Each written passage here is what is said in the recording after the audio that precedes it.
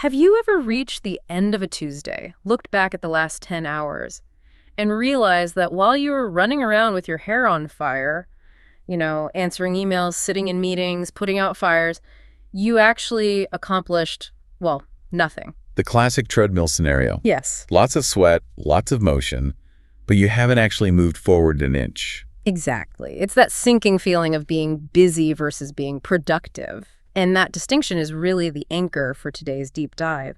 But I have to say, the source material we're working with today is a little unusual. It really is. We are looking at a stack of transcripts from a program called Mr. English. Which, on the surface, is a language learning course. It's designed to teach English as a second language.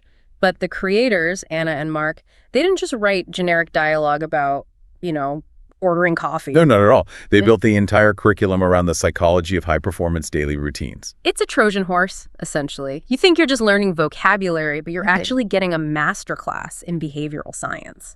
And what's fascinating is that by focusing on the words, the specific vocabulary used to describe our mental states, you actually gain control over them. That's the mission for this deep dive. We are going to walk through the perfect day, as it's outlined in these transcripts, from the alarm clock all the way to the pillow. We're going to extract the science behind why our routines fail, and we're going to learn the vocabulary of productivity. Because, as it turns out, if you can't name the problem, you can't fix it. And because this material is meant for learners, there's just zero fluff. It's brutal, it's direct, and it starts the moment you open your eyes. So let's jump in. The morning battle. The source material identifies the first enemy of the day, and it's a pretty controversial one, the snooze button. Oh, I know people who defend their snooze button with their lives. They treat it like a little gift they give themselves. Just 5 more minutes, Mark, one of the characters in the source, calls it exactly that, a gift. But Anna, the expert in the text, she absolutely destroys this idea. She introduces a term that I think is the first key takeaway: sleep inertia. This is a heavy-hitter concept. Inertia is a physics term. Basically, a body at rest wants to stay at rest. But in the context of sleep, it's all about neurochemistry. Right, and the source uses this brilliant analogy of a car engine in the middle of a freezing winter. I love this visual. Me too. So, your alarm goes off at 7 a.m. Your brain is the engine. It's cold. It needs to warm up to start firing on all cylinders. Right. But when you hit snooze and drift back off, you aren't just letting the engine idle. You are turning the ignition off completely. Oh, wow. Your brain thinks, oh, false alarm, we're going back to sleep, and it kicks off a brand new sleep cycle. It releases a fresh wave of sleep hormones. And then, wham! 10 minutes later, the alarm goes off again. Exactly. You are ripping the engine out of deep cycle. You're turning the ignition off and on, off and on. The result is that sleep inertia. That heavy, groggy, disoriented feeling. And here's the scary part. Yeah. The source says this doesn't just last for a few minutes while you brush your teeth. No, this blew my mind. They cited research suggesting sleep inertia can impair your cognitive abilities, your decision-making, your focus for up to 4 hours. 4 hours. That's half your workday compromised because you wanted 9 minutes of, frankly, very low-quality sleep. So the vocabulary word is sleep inertia, but the solution the source offers is the 5-second rule. This is a psychological hack to bypass the prefrontal cortex, the part of your brain that loves to rationalize and say, oh, it's so cold out there, just stay in bed. When the alarm rings, you don't negotiate. You just count down. 5, 4, 3, 2, 1. And on 1, you physically stand up. It cuts that feedback loop of hesitation. Now, once you're vertical, the source makes a distinction that I found really profound for something so simple. The difference between waking up and getting up. We use them as synonyms, don't we? What time did you wake up versus what time did you get up? Yeah, totally. But they're completely different actions. Waking up is just your eyelids opening. Getting up is feet on the floor. And the source argues that the time gap between those two things is the danger zone. This is the phone trap. Exactly. You wake up, you grab the device, and you just lie there scrolling. And this brings us to 2 of the most critical vocabulary terms in this entire deep dive. If you take nothing else away, take these: reactive versus proactive. Let's unpack those. Because looking at my own mornings, I think I'm living in the reactive camp. Well, most of us are. Think about the mechanism. You wake up, you open an email, boom, you're reacting to your boss's request. Right. You open the news, boom, you're reacting to a crisis across the world. You see an Instagram post, you're reacting with envy or FOMO. You are letting the outside world dictate your emotional state before you've even washed your face. You're reacting to incoming data. Precisely. Whereas a proactive state would mean you are setting the agenda. I decide what the morning looks like. Exactly. The source has a strict rule here. Eyes open, feet on the floor, no phone until the morning routine is complete. You have to be the boss of your own dopamine. Okay, so we've defeated the snooze button, we've ignored the phone, we are standing up. Now, there is usually this cultural pressure that to be productive, you have to be part of the 5 a.m. club. Right, you need to be running a marathon before the sun comes up. And for those of us who struggle to function before 8 a.m., the source material is incredibly validating here. They call this the early bird myth. Yes, and they introduce the concept of chronotypes. Chrono meaning time. It's the genetics of your biological clock. The source simplifies this into two main buckets: lions and wolves. Lions are your classic morning people. They wake up alert. But wolves? Wolves are night owls. Their peak energy hits much later in the day. So if you are a wolf, trying to force yourself to wake up at 5 a.m. isn't discipline, it's self-sabotage. You're just fighting your own biology. The source emphasizes that success isn't about the specific hour you wake up, it's about consistency. So whether your day starts at 6 a.m. or 9 a.m., the routine needs to be identical. Speaking of routine, let's talk about small wins. The transcripts spend a lot of time on making the bed, which feels almost too simple to be useful. Why is straightening a blanket so important psychologically? It's categorized as an accomplishment. No. That's the key word. It is the very first task of the day. If you make the bed, you have successfully changed something in the world from disordered to ordered. And that triggers a small release of dopamine, the reward chemical. So it's not about the bed being clean, it's about your brain registering a win. It sets off a chain reaction. One win leads to another win. You make the bed, then you brush your teeth, then you do the dishes. You're building momentum. The source also mentions hygiene, specifically washing your face with cold water. They refer to this as sensory input. It's a biological start button. Cold water on the face shocks the system slightly, signaling the nervous system that, hey, sleep is over. It's primitive, but it works. Okay, we're washed, the bed is made, we're feeling proactive. Now we need fuel. The source gets into the science of breakfast and specifically warns against the sugar spike. This is a trap I fall into. Pastries, sugary cereals, orange juice. Oh, yeah. It's all fast carbs. It gives you a burst of energy, that spike. But biologically, what goes up must come down. You get a sugar crash about an hour later. Which explains that 10:30 a.m. brain fog where you just stare at your monitor. So the source recommends complex carbohydrates and protein. Oatmeal, eggs, nuts, slow-burning fuel. But the most surprising and honestly the most painful part of the nutrition section was the coffee rule. Oh, I tried to pretend I didn't read this part. I am a coffee within 30 seconds of waking up person. Me too. And the source says that is a tactical error. It comes down to a hormone called cortisol. Now, I always thought cortisol was the stress hormone. Why do we want it in the morning? That's a great question. It is the stress hormone, but in the morning it acts as a wake-up hormone. They call it the cortisol awakening response. Your body naturally dumps a surge of cortisol into your blood right when you wake up to get you moving. It's basically nature's caffeine. Okay, so if I drink coffee right then. Caffeine also spikes cortisol. So if you drink it during your natural spike, you are just overstimulating the system.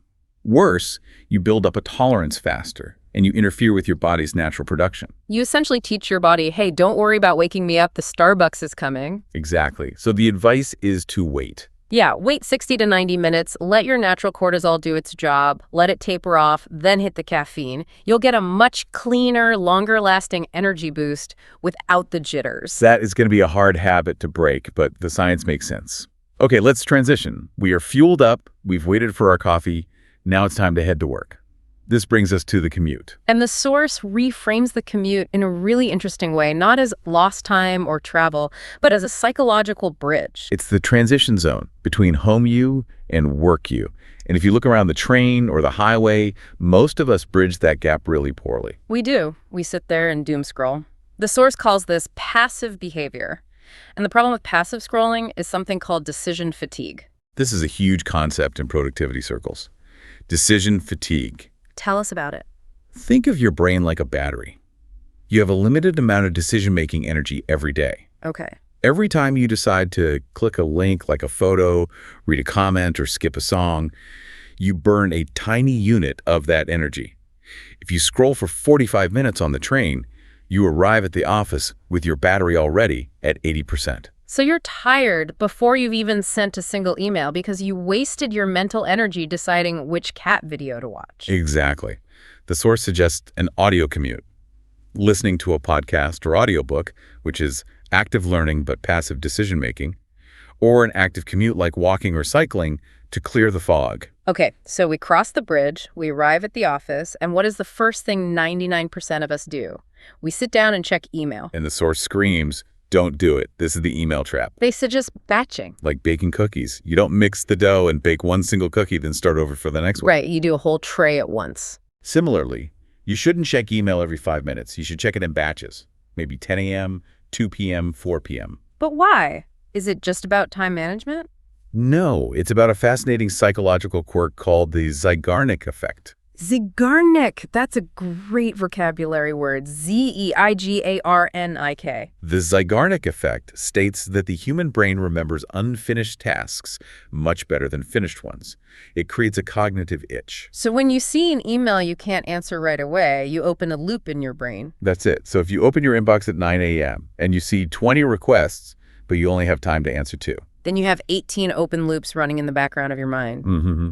Even if you try to do other deep work, your brain is spinning on those 18 emails, consuming RAM. It creates this low-level background anxiety. That explains that feeling where you're working on a report, but you feel like you're forgetting something. Exactly. So do your most important work first, eat the frog, as they say, and then open the email batch when you have the time to actually close those loops. The source also touches briefly on meetings, specifically stand-up meetings. The key word here was alignment. It's corporate speak, sure, but it's useful.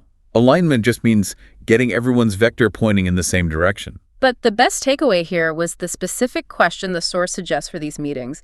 What is blocking me? What is blocking me? I love that. It turns the meeting from a status report into a problem-solving session. It cuts through the noise. It's not, what did you do? It's what can't you do? Now let's fast forward to lunch. I am definitely guilty of the sad desk salad, eating with one hand, typing with the other. Multitasking. The source says, that is a productivity killer. You need a context switch. Meaning I need to physically change my environment. Yes.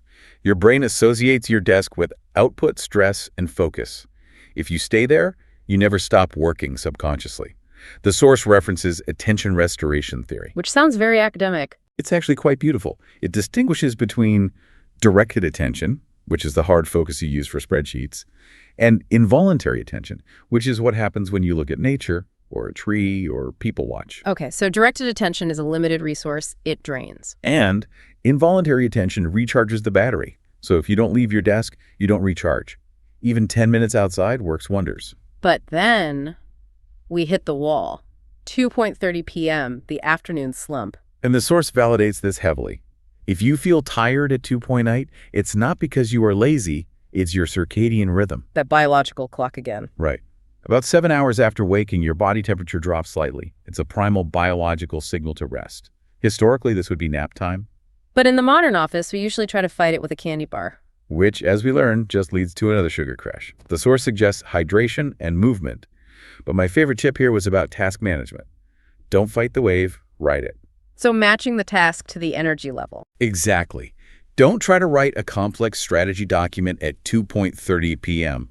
Your brain is offline. Use that low energy window for low cognitive load tasks. Like filing, cleaning your inbox, organizing folders. That's smart. Be productive, but be productive at a lower gear.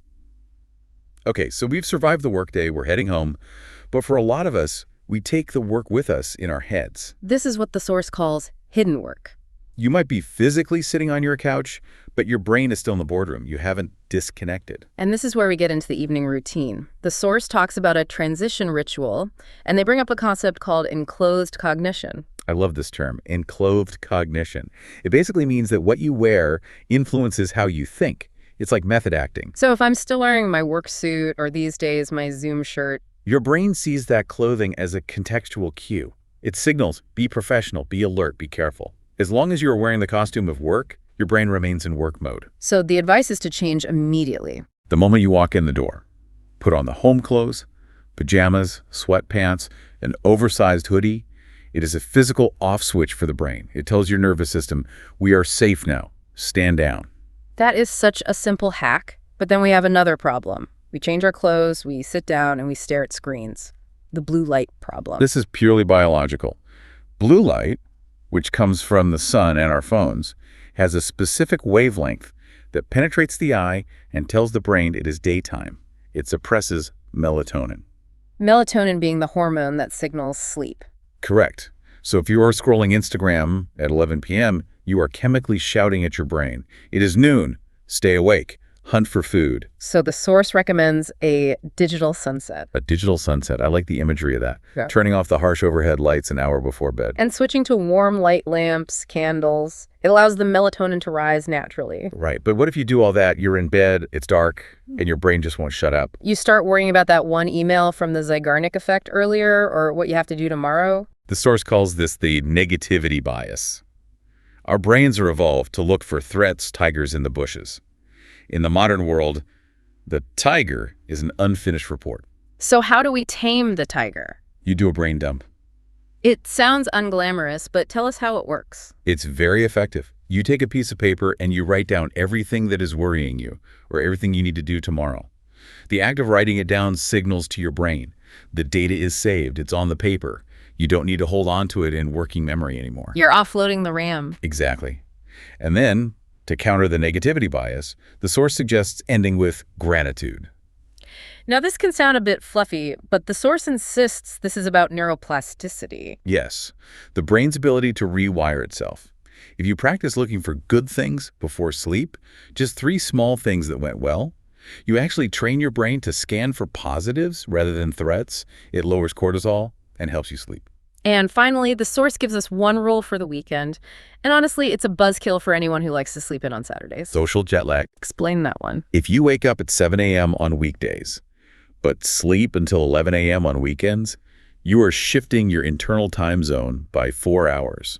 Wow. It's the biological equivalent of flying from New York to London and back every single weekend. That's why Monday mornings hurt so much. It's literal jet lag. Exactly. Your body doesn't know it's Sunday. Yeah. It just knows the sun is up and you aren't. The source argues for consistency. Wake up at the same time every day, even if you went to bed late. Brutal, but effective. That's the theme of this whole deep dive, isn't it? It really is. So let's recap this journey. We started with fighting sleep inertia by not hitting snooze. We learned to be proactive, not reactive, by ignoring the phone in the morning.